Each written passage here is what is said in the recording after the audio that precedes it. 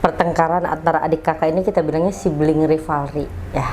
Jadi kenapanya? Karena sebenarnya tadi kenyataan tidak sesuai dengan harapan salah satu atau keduanya. Jadi paling gampang misalnya ini pengen mainan ini, si ini juga pengen mainan ini, jadinya nggak klop nih, nggak ketemu jalan tengahnya. Nah itu yang bisa seringnya menyebabkan dari sibling rivalry-nya tersebut ya. Kalau tidak diintervensi dengan benar, sibling rivalry ini yang tidak kita inginkan itu menjadi pertengkaran yang sampai dia tua nanti gitu ya. Jadi bahkan bisa saling tidak menyukai pada saat sudah dewasa, ada trauma-trauma tersendiri, bahkan ada beberapa mungkin yang tidak ngomongan pada saat kita sudah dewasa nanti, saking kesalnya sama dia ada sesuatu yang tidak terselesaikan. Itu sih akibat yang tidak kita inginkannya. Jadi kita melihatnya ke jangka panjang ya kalau untuk sibling rivalry ya. Sebenarnya sibling rivalry itu kita gampangnya bertengkar. Kakak beradik ini ya. Baik bertengkar fisik ataupun mulut. Yang harus diwaspadai tentu ada kekerasan fisik. Itu big no, nggak boleh terjadi ya. Jadi itu adalah rules nomor 1. Kalau ada kekerasan fisik, kita sebagai orang tua intervensi yang tepat adalah segera dipisahkan ya. Jadi ada kalanya kita tidak intervensi, kita melihat mereka untuk menyelesaikan masalah. Tapi kalau untuk ini yang kekerasan fisik itu harus langsung di-cut ya. Terus kedua ada kekerasan verbal. Kalau kekerasan verbal itu banyak macamnya sebenarnya ya. Jadi setiap keluarga punya taraf masing-masing. Mungkin kalau ada yang bilang gotit gitu ya, itu masih belum kekerasan verbal untuk taraf keluarga-keluarga tertentu. Tapi sebenarnya iya sudah.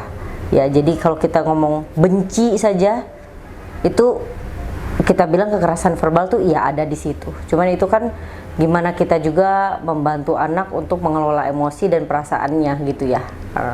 Terus begitu ada kekerasan fisik, verbal tadi, perilaku menyakiti diri, perilaku menyakiti orang lain, dan perilaku menyakiti lingkungan. Kalau ada 5 itu harus segera di-cut, kita harus cut in sebagai orang tua untuk menyelesaikan minimal tidak ada perilaku itu. Tidak juga untuk kita langsung selesaikan masalahnya di situ karena tergantung dari konteksnya, tapi kita benar-benar harus cut in bahwa itu tidak boleh, itu rules di rumahnya tidak boleh. Jadi sibling rivalry ini tidak bisa dicegah sebenarnya. Terus tidak perlu dicegah juga karena sibling rivalry ini suatu bentuk problem solving gitu, untuk membantu kognitif, membantu juga keakraban dari sibling itu sendiri. Jadi ada rivalry yang sehat gitu ya. Jadi orang tua tidak perlu mencegah, tidak bisa dicegah, tapi juga penanganannya pada saat terjadi. Ya misalnya kalau misalnya mau mencegah nih ya, minimal jangan sampai penanganannya salah ya. Jangan membanding-bandingkan, itu nggak boleh. Ya jadi kalau kita dicegah sih kadang nggak bisa, cuman kalau kita membandingkan kan namanya menyulut gitu ya. Misalnya ih pinter ya kakak nilainya 100, kita cuman muji nih, nggak berniat membandingkan toh. Kayak misalnya itu adiknya mendengar di situ, ih kakak pinter ya dapat 100, tapi si adik akan merasa mungkin oh ya aku nggak 100 kayaknya, aku nggak ini dah. Itu pujian-pujian seperti itu juga yang harus pada tempatnya gitu ya. Jadi satu, tidak membandingkan, boleh memuji, tapi kalau bisa ya tadi jangan ada anak yang kedua, apalagi sama-sama sekolah gitu kan. Terus juga kalau kita hindari menghukum anak yang salah, kan biasanya begitu ya, tapi juga bukan konteks menghukumnya, lebih ke problem solvingnya. Jadi selalu pada saat terjadi pertengkaran tersebut ya kan, yang pasti hampir pasti tiap hari ada, gimana mereka problem solvingnya. Saya kasih satu contoh ya, misalnya gini, sampai ada pasien saya yang berencana membuat CCTV di rumah ya, hanya untuk enggak dok, jangan sampai saya menghukum anak yang salah katanya. Rupanya yang ngejatuhin jusnya adalah si A, yang saya hukum si B.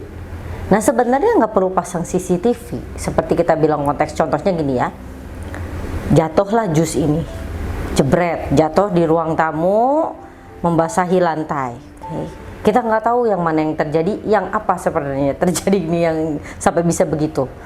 Kita pasti ada berdua nih, kita tanya gimana kejadiannya bisa begini. Mungkin sebelum kita tanya udah tuduh-tuduh. Ini si ini aku yang jatuhin, memang aku yang jatuhin, kesenggol, nggak sengaja. Si ini yang dorong aku. Kitanya pusing. Mau menghukum yang mana itu? Tidak perlu dihukum. Tapi penyelesaiannya gimana? Udah sekarang gini. Kita tidak tahu apa yang terjadi di sini. Dua-duanya juga ada ambil andil. Silahkan dua-duanya saling membantu untuk membereskan jus yang ini. Jadi kita selain kita juga tidak menyelesaikan masalah mereka, tapi kita membantu mereka menyelesaikan masalah. Oke, ini udah jadi, sudah tumpah, harus diapain nih? Kan gitu, harus dibersihin. Bukan berarti yang bersihin adalah yang salah, karena pasti ya 50-50, mana yang salah, ya it takes two to tango ya. Jadi ayo dua-duanya membersihkan. Jadi kita tidak, nanti kalau kita misalnya udah berarti kamu yang salah, kamu yang nyenggol, kamu yang bersihin. Oh si kakak seneng ya gitu. Sebenarnya nggak kayak begitu ya, tapi ayo sama-sama sehingga nanti mereka kalau bermain bisa lebih membawa diri sebenarnya ke arah situ ya. Itu salah satu contoh saja ya. Bersikap adil ya. Jadi harus adil seadil-adilnya. Seadil-adilnya ini bukan berarti begini. Saya sama anak ini sejam, oke. Nanti sama anak ini sejam.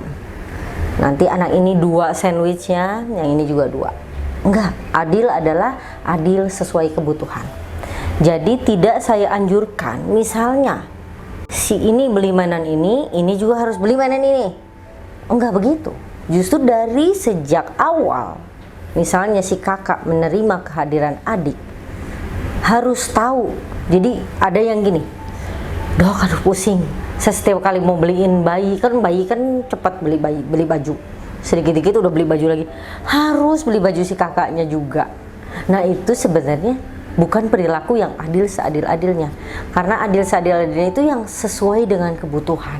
Nah itu yang harus ditanamkan oleh kakak dan adiknya. Jadi bukan berarti seorang orang tua itu tidak menyayangi si A karena si ini membeli baju yang memang dia perlu gitu. Si ini harus beli sementara dia tidak perlu. Nah jadi nggak setiap kali beli tempat bekal ya ini harus beli ya, tapi tentu ada konteks-konteksnya. Misalnya kita bisa beli mainan, si ini mainin beli, si ini beli ya bisa, tapi kalau bisa sesuai kebutuhan. Jadi tadi misalnya paling gampang ya pada saat sarapan, ini mah hampir selalu terjadi karena saya juga punya 2 anak. Contohnya Koko Crunch ya kan, kok ini lebih banyak adiknya, kok ini aku dikit, kok ini aku banyak, kok ini sini mama lebih sayang. Wah ini udah mulai pusing mamahnya. Nah yang paling penting untuk kita tanamkan anak kita adalah kita akan berikan sesuai dengan porsinya dan kemampuan dia. Dan kita juga mengajarkan untuk menghabiskan makanannya. Jadi misalnya silakan kamu mau, tapi kamu habiskan dulu. Jadi kalau adiknya udah 3 tahun misalnya bisa menghabiskan banyak segitu ya silakan. Jadi adil itu sesuai kemampuan dia.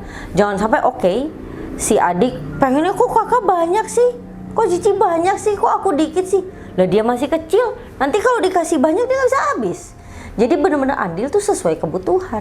Kalau kamu mau akan ditambah lagi, silakan habiskan dulu. Baju adiknya udah banyak yang kecilan, gak muat lagi, sudah perlu baju baru. Sementara kakaknya belum, gitu ya. Jadi yang paling penting itu pada saat kita datang ke toko baju, tentunya ini harus sudah dilakukan dari sejak bayi ya. Jadi si kakaknya mengerti bahwa kenapa kita beli baju bayi, karena bajunya sudah tidak muat lagi. Contohnya ini, kita di rumah kita ini udah nggak muat lagi ya. Kalau kamu masih muat, adiknya perlu beli baju. Jadi dia yang beli bajunya, kakaknya tidak beli baju karena tidak butuh. Jadi dari kecil ditanamkan bahwa adilnya seorang orang tua adalah sesuai dengan kebutuhan. Nah waktu juga ya, kita bahas sedikit ya mengenai waktu. Bukan berarti sejam sama A harus sejam sama si ini, tidak begitu. Jadi misalnya paling gampang, Kakaknya PR-nya banyak, adiknya belum ada PR. Gimana kakaknya sejam, adiknya sejam? Kakaknya aja perlu 2 jam untuk ngabisin PR-nya. Nah jadinya yang adil adalah seperti apa? Kita juga harus menerapkan ke kakak. Bukan berarti seolah kakaknya yang ngalah terus gitu ya. Nah kakaknya punya PR, mama akan nemenin sampai kakak selesai ngerjain PR. Nanti abis itu kamu mau kegiatan apa, kita temenin. Bahkan kegiatannya kalau sama anak 3 tahun boro-boro sejam, dia juga udah bosan sama kita sejam. Nah tapi kita pada saat kita fokus membagi waktu, kita fokus. Misalnya kita sama si kakak ya sama si kakak dulu, sama si adik ya sama si adik dulu. Mungkin kakaknya perlu 1,5 jam, saya ajarin hitung-hitungan, kali-kalian. Ayo adik, cuman kita ayo menggambar bersama, ayo kita mewarna bersama, ayo kita quality time bersama. Nah waktunya tidak benar-benar pas, harus seadil-adil, si ini sejam, si ini sejam, enggak begitu. Jadi adilnya kita adalah adil sesuai kebutuhan.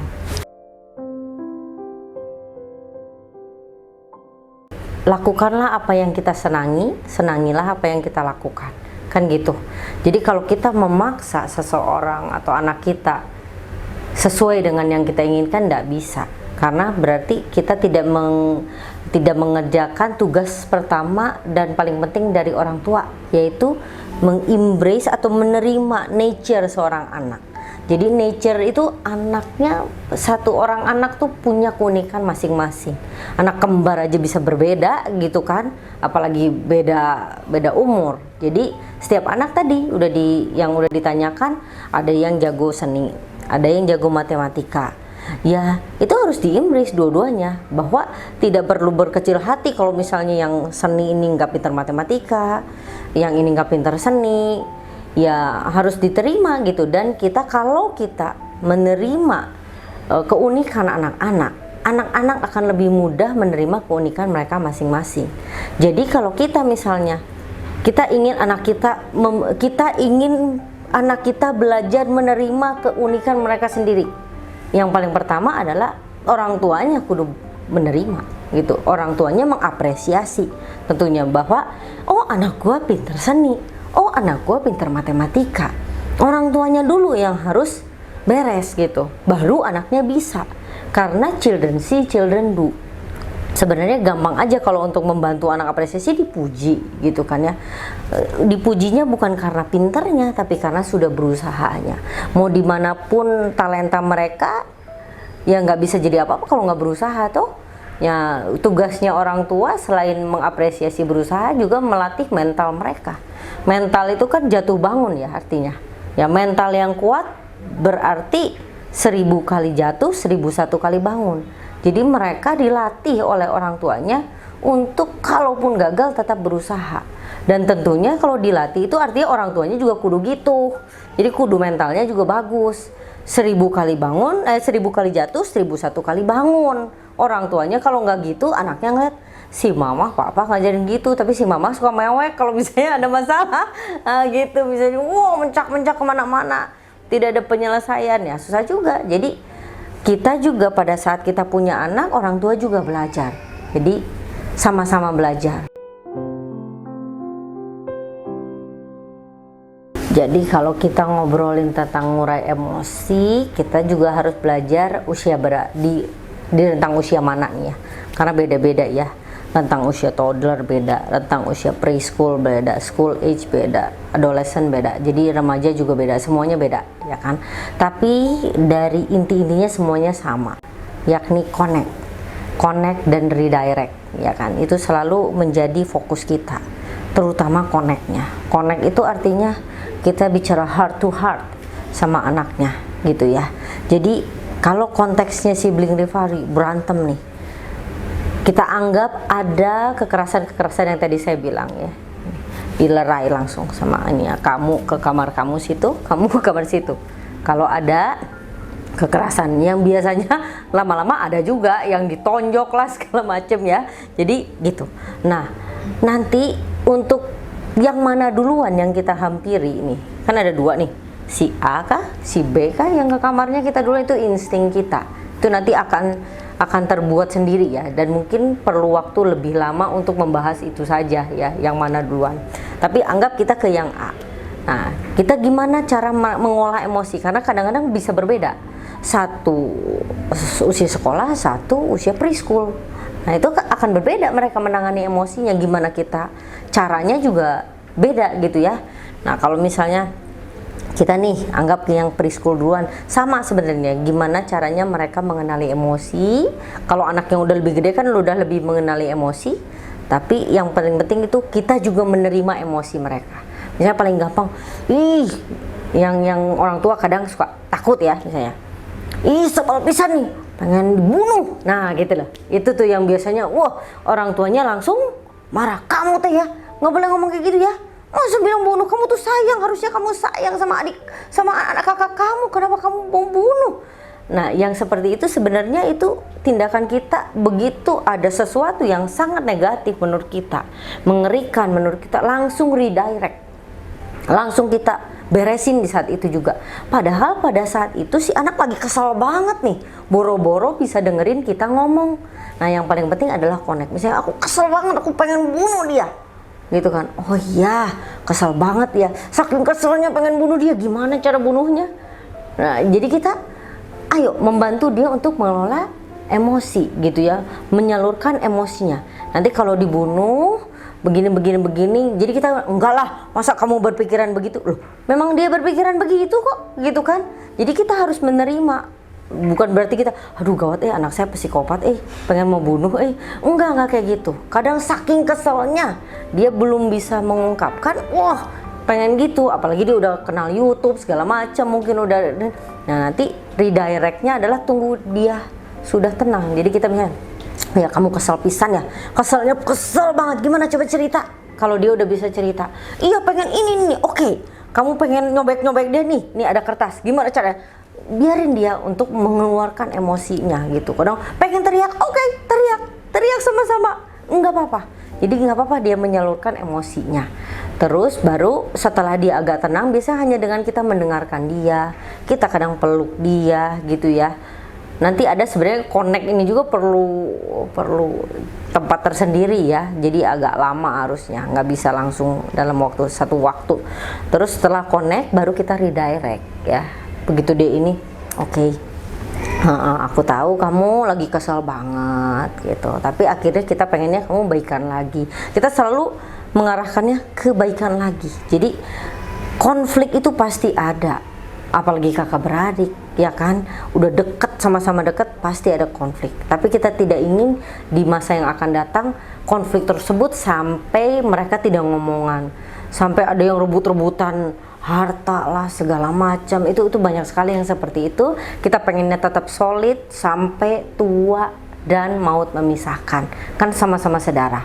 Jadi intinya kita menjadi jembatan penghubung agar mereka bisa menyelesaikan masalah mereka dengan baik gitu. Jadi kalau ada emosi-emosi tertentu yang misalnya ingin seperti menindak kekerasan, seperti ingin membunuh segala macam, itu kita terima emosi tersebut dan kita salurkan ke tempat yang lebih positif. Oke, Mams, mungkin sekilas saja tentang sibling rivalry. Saya Dr. Cindy Atmaja, dokter spesialis anak di Rumah Sakit Belinda 2. Bila memang masih ada pertanyaan, bisa segera dikonsultasikan di Rumah Sakit Belinda 2.